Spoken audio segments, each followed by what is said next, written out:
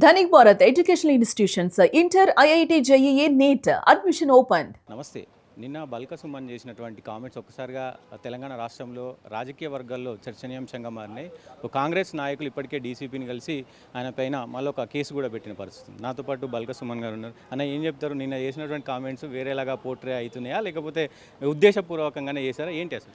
నిన్న తెలంగాణ బొగ్గుగని కార్మిక సంఘం సమావేశం జరిగింది తెలంగాణ భవన్లో.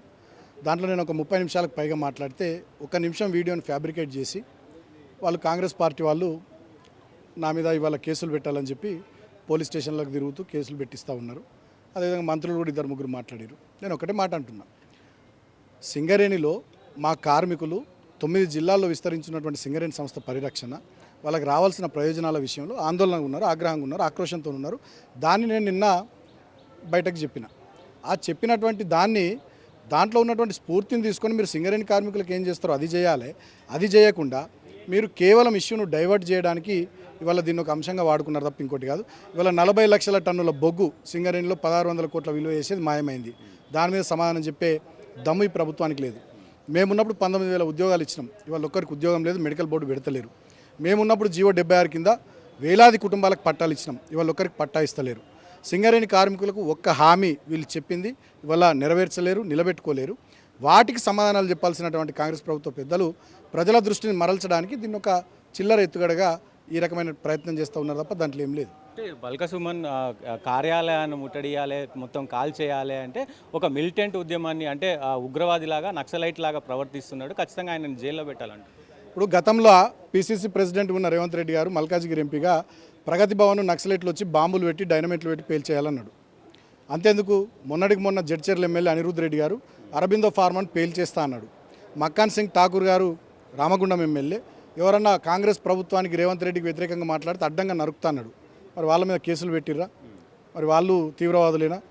మరి ఆనాడు మీరు ఎట్లా పడితే అట్లా మాట్లాడారు. నేను నిన్న కాంగ్రెస్ ప్రభుత్వం యొక్క దుర్మార్గాలు, వాళ్ళు చేస్తున్నటువంటి అవినీతి, సింగరేణిలో 15,000 కోట్ల విలువ చేసే కుంభకోణాలు చేసిరు. నైని బొగ్గు బ్లాక్ వేలం కావచ్చు, సోలార్ ప్లాంట్ల కుంభకోణం కావచ్చు, 40 లక్షల టన్నుల బొగ్గు మాయమవడం కావచ్చు, 1600 కోట్ల విలువ చేసేది. వీటన్నిటి విషయంలో పెద్ద ఎత్తున గతంలో తెలంగాణ ఉద్యమంలో మనం ఎట్లయితే పోరాటం చేసినామో, సకల జనుల సమ్మె కానీ, సాగరహారం కానీ, మిలియన్ మార్చ్ కానీ, సడక్ బంద్ కానీ, ఆ తరహాలో కార్మికుల పక్షాన 9 జిల్లాల్లో పోరాటాలు చేయాలని నేను చెప్పిన. దాంట్లో ఆ స్ఫూర్తిని తీసుకోవాలి తప్ప దాన్ని ఇడిచిపెట్టి బాల్క సుమన్ మీద కేసులు పెట్టి బాల్క సుమన్ జైలు పెడితే మీ ఈగో సాటిస్ఫై అవుతుంది కావచ్చు. ప్రజల సంగతి ఏంది?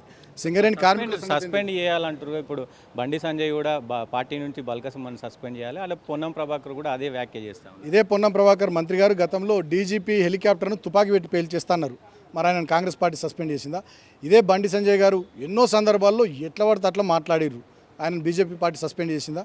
ఇప్పుడు జడ్చర్ల ఎమ్మెల్యే అనిరుద్ రెడ్డి గారు కానీ, ముఖ్యమంత్రి రేవంత్ రెడ్డి గారు కానీ, మక్కాన్ సింగ్ ఠాకూర్ గారు కానీ, రామగుండం ఎమ్మెల్యే, వారు ఎట్లా పడితే అట్లా మాట్లాడారు, వారిని పార్టీ నుండి సస్పెండ్ చేసిరా? ఇది ఆడలేక మధ్యలో ఓడు అన్నది తప్ప ఇంకోటి కాదు. ఇవాళ రైతుల వడ్లు ఉన్నాయి కళ్ళాలలో, అవి కొనండి.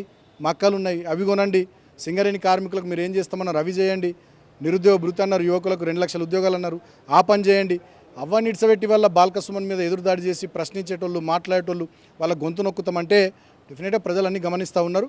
ఇవాళ ఇందిరమ్మ రాజ్యం పేరిట ఇక్కడ ప్రజాపాలనలో ఎమర్జెన్సీ రోజులు నడుస్తూ ఉన్నాయి. మీరు బీఆర్ఎస్ పార్టీకి సంబంధించి, అంటే బీఆర్ఎస్ పార్టీ ఏ కార్యక్రమం తీసుకున్నా రైతులు రావట్లేరు అనేది మరి బీఆర్ఎస్ పార్టీకి కొంత ఇదే అవకాశం ఉంది. నేను అట్లా మాట్లాడలే. ఇవాళ ధాన్యం అంతా కళ్ళాల్లో ఉంది, వడ్లన్నీ కూడా తడిసిపోతూ ఉన్నాయి అకాల వర్షాలకు. రైతులంతా కళ్ళాల దగ్గరనే ఉన్నారు. వాళ్ళ తరపున మనం పోరాటం చేస్తున్నాం రైతుల పక్షాన. అట్లనే సింగరేణి కార్మికుల పక్షాన కూడా మనమే పోరాటం చేయాలని నేను మాట్లాడినా తప్ప వేరే ఏం మాట్లాడలేదు. కాంగ్రెస్ వాళ్ళు అంటే బల్క సుమనే చెప్తుండో వాళ్ళ పార్టీకి రైతులు ఎవరు సహకరించట్లేదట, వాళ్ళ కార్యక్రమాలకు ఎవరు రావట్లేదని. ఇంకా మరి బీఆర్ఎస్ పార్టీ ఎక్కడ ఉంది అని అంటారు కదా. వీళ్ళకి దమ్ముంటే కాంగ్రెస్ పార్టీలకు ఒక వడ్ల కొనుగోలు కేంద్రం దగ్గరికి ఉమ్మనూరు ఎక్కడన్నా తెలుస్తుంది. రైతులు వస్తురా, రైతులు వస్తలేరా, రైతులు కాంగ్రెస్ ప్రభుత్వం గురించి ఏమనుకుంటున్నారు వీళ్ళకి అర్థమవుతుంది. నేను అదే అంటున్నా, నేను మాట్లాడిన 30 నిమిషాల వీడియోను ఫ్యాబ్రికేట్ చేసి వాళ్ళు ఒక వీడియో 1 మినిట్ వీడియో రిలీజ్ చేసి ఈ రకంగా మాట్లాడుతూ ఉన్నారు. ఈ వ్యాఖ్యలపైన ఏమైనా హరీష్ రావు కానీ, కేటీఆర్ కానీ ఏమైనా ఏమడగలేదు. సో ఇది బల్క సుమన్ చెప్తున్నటువంటి పరిస్థితి. ఖచ్చితంగా దీనిపైన నేను ఒక 30 నిమిషాలు మాట్లాడితే దాన్ని వక్రీకరించే విధంగా ఖచ్చితంగా రాష్ట్రంలో చాలా సమస్యలు ఉన్నాయి. వాటిని అన్నిటిని పట్టించుకోకుండా వాటిని డైవర్ట్ చేయడానికే కావాలని నాదొక 30 సెకండ్స్ 1 మినిట్ తీసుకొని దాన్ని మొత్తం కూడా సోషల్ మీడియా వ్యాప్తంగా కూడా అటు కావాలనే దీనిని సర్క్యులేట్ చేస్తూ ఉన్నారు అంటూ కూడా ఆయన కూడా సవాల్ విసురుతూ ఉన్నారు. ఖచ్చితంగా పొన్నం ప్రభాకర్ నువ్వు నిరుద్యోగులకు సంబంధించి నిరుద్యోగులకు ఇచ్చినటువంటి హామీలు ఏవైతే ఉన్నాయో వాటి కోసం అశోక్ నగర్ పోదాం, డే టు టైం నువ్వే చెప్పు, నేను వస్తానంటూ కూడా ఆయన మాట్లాడుతూ ఉన్నారు. కెమెరామెన్ వెంకట్తో సతీష్, హైదరాబాద్.